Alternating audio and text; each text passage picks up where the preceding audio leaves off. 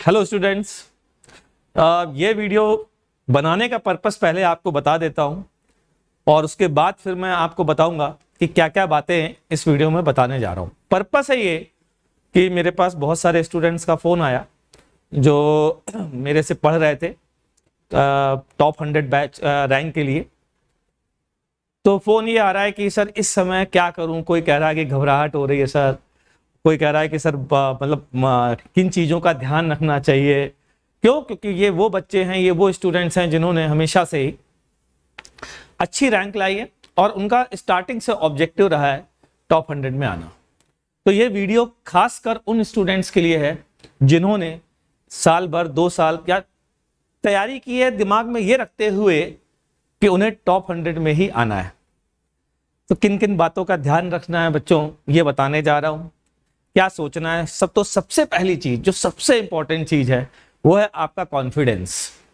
अगर आप अपनी कोचिंग में, जिस भी कोचिंग में आप पढ़ते हैं, अगर आप उस अपनी कोचिंग में अभी तक आज तक अच्छी रैंक लाते रहे हैं, मतलब टॉप 10 में, टॉप 5 में रह रहे हैं, कभी टॉप भी किया है, तो एक चीज का विश्वास रखें, वो ये कि अगर आपके मान लीजिए जेई के जस्ट पहले आपकी कोचिंग में जो एग्जाम्स हुए हैं, 5 एग्जाम या 10 एग्जाम्स हुए हैं, उन सब में आप मान लीजिए 1 रैंक नहीं ला पाए या 5वीं रैंक भी नहीं ला पाए या टॉप 10 में नहीं रह पाए, लेकिन साल भर आपकी परफॉर्मेंस या 2 साल आपकी परफॉर्मेंस बढ़िया रही, तो सबसे पहले उन बच्चों को मैं कहना चाहूंगा कि फील कॉन्फिडेंस। क्यों फील कॉन्फिडेंट क्यों कहना चाह रहा हूं? वो इसलिए क्योंकि मैंने अपने इस करियर में, इतने लंबे स्पैन में, एक चीज बहुत बार नोट करी है, एक बार नहीं कई बार, क्योंकि इस लाइफ स्पैन में बहुत सारे टॉपर्स से इंटरेक्शन हुआ है मेरा,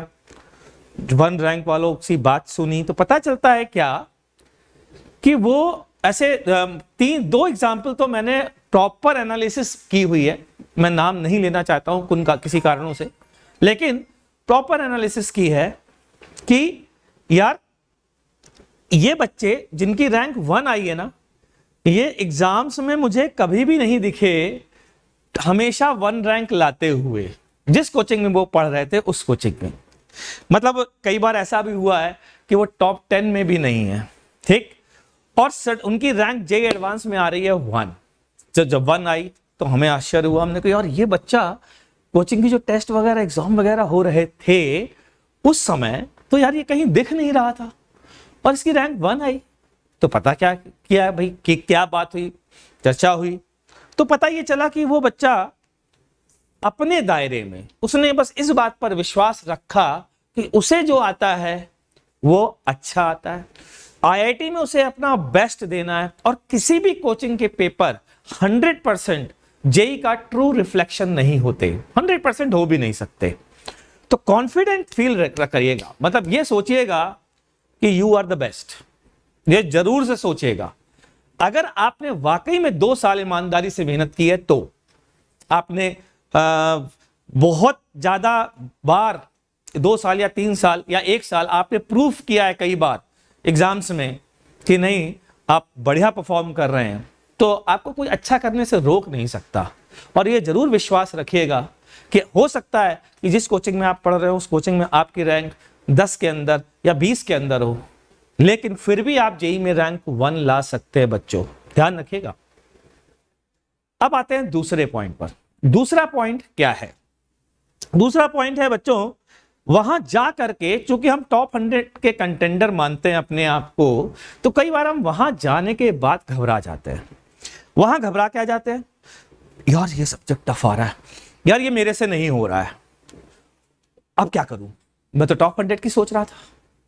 तो इसमें मेरा जवाब है कि यार तुम ये काम इतने सालों से कर रहे हो, तो कम से कम ये विश्वास रखो कि कोई चीज तुमको टफ लग रही है ना, तो दुनिया में सबके लिए टफ होगी।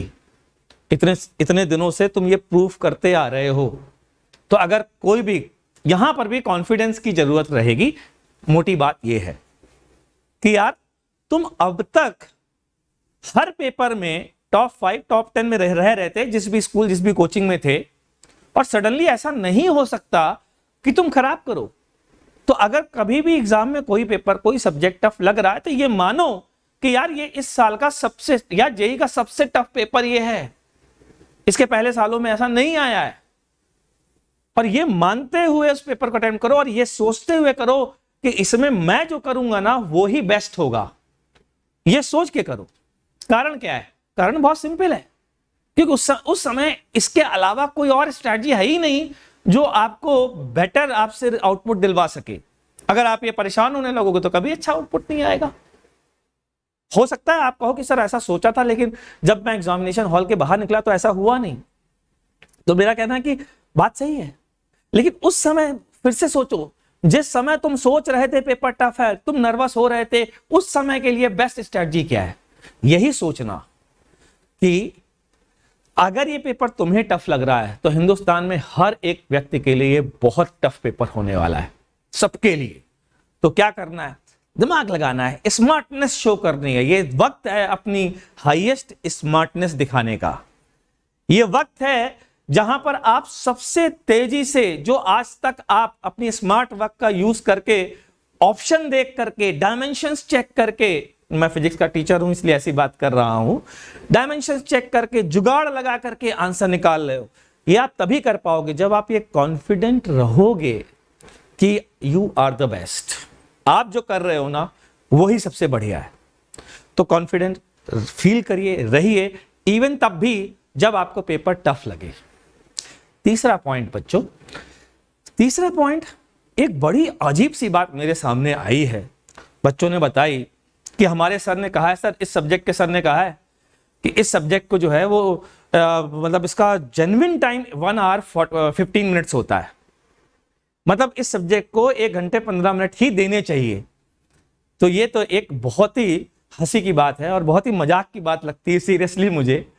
और मतलब इसमें मुझे ये फील आता है कि यार ये कैसी इलॉजिकल बातें बच्चों को बताई जा रही हैं कि किसी भी सब्जेक्ट में 1 घंटे 15 मिनट का सोच के उस सब्जेक्ट को करने का कोई मतलब नहीं होता, चाहे वो मैथ्स हो, चाहे वो फिजिक्स हो, चाहे वो केमिस्ट्री हो।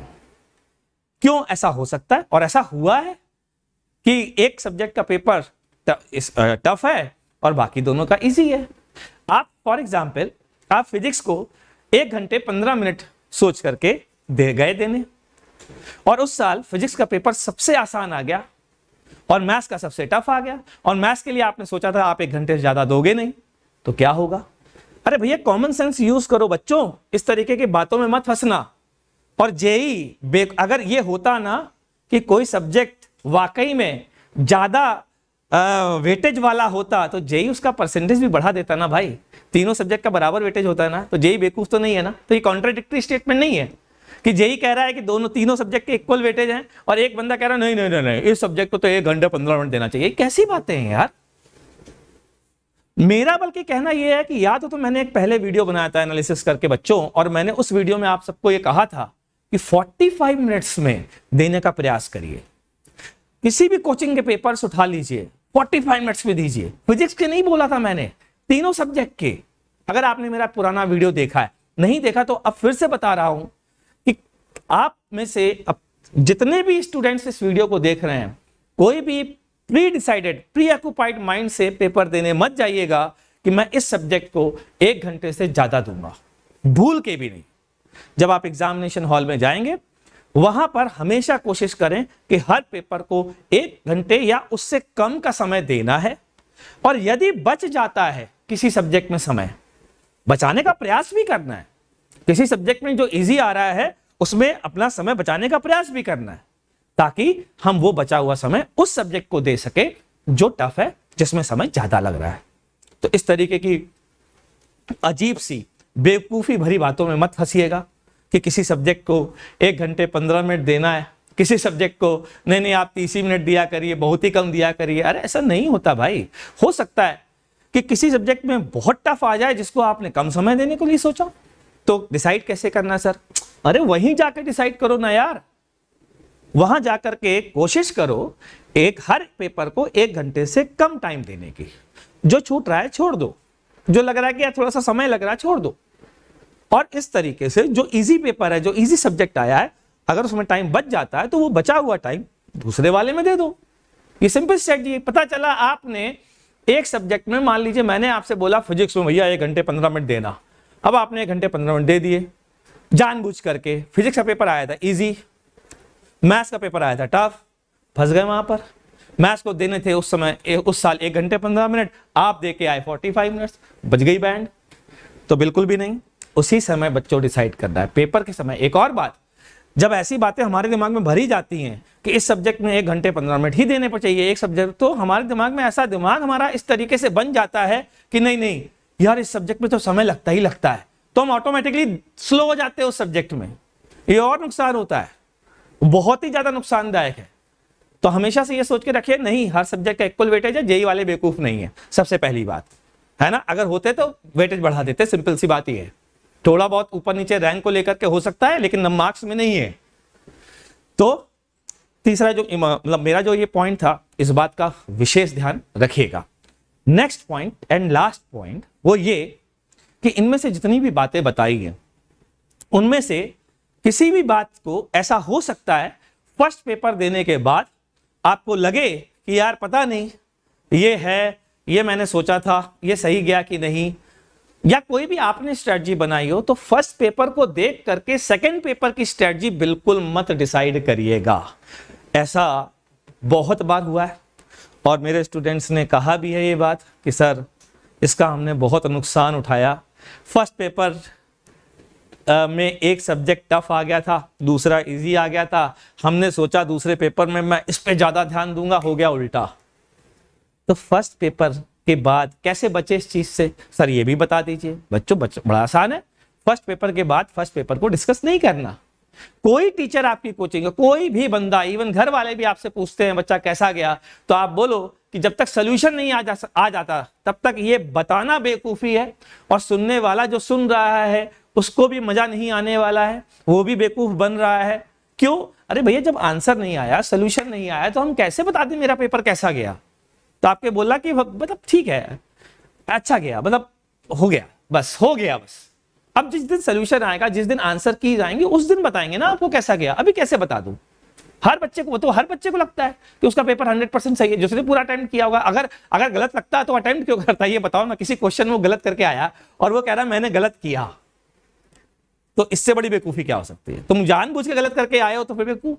तो ये समझो यार, जो भी पेपर 100% अटेम्प्ट करके आया वो तो यही कहेगा मेरा सारा सही है, तो बिल्कुल भी नहीं। इस तरीके भी कि मैं तो कहता हूं दोनों पेपर देने के बाद भी जब तक आंसर की नहीं आ जाती है तब तक आप बिल्कुल भी अपने मार्क्स कैलकुलेट मत करिएगा, नहीं तो बाद में कई बार शर्मिंदगी का एहसास भी होता है। ऐसा हो चुका है कि आप बोलते हैं कि यार 360 में से 355 आ जाएंगे, पता चला आप पढ़े हैं 290 पे, है ना। ऐसा हुआ है। तो बच्चों आप सबको मेरी यही सजेशन है, मेरी यही सलाह है कि फर्स्ट पेपर के बाद रेस्ट ले सकते हैं तो रेस्ट लीजिएगा।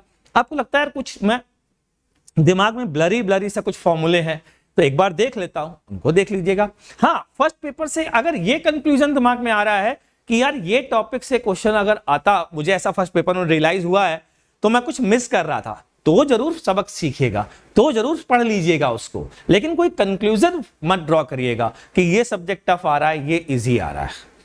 ठीक है बच्चों, तो यही इन्हीं बातों के साथ मैं आपको बेस्ट विशेस देता हूं। आप सभी को शुभकामनाएं हैं मेरी। Be confident, let's crack it.